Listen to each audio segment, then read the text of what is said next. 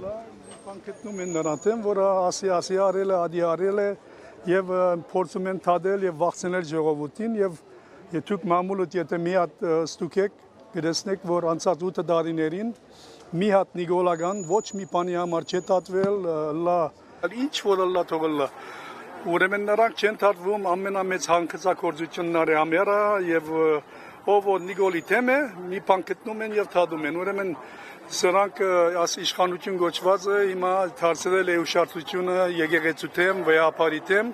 եւ փորձում են մեզի վախցնել։ Մենք չենք վախենալու նիկոլից, կամ թուրքերից, կամ որևէ մեկից եւ պիտի շարունակե բայկարը ասփնաբեդության թեմ, դագանքների թեմ եւ վերջ հատկան ինձ համար ասի արդարության համար, արդարության հարց է, արժանապատվության հարց է, հայրենիքի հարց է, քոյադեվության հարց է եւ մենք ԿԲ գոչվածներից չենք վախենալու։ Վերջագետ։ Շնորհակալություն։ Հարգելի հետևողներ, հավանաբար քիչ անց այստեղ կլինի նաև վեհապար Հայրապետը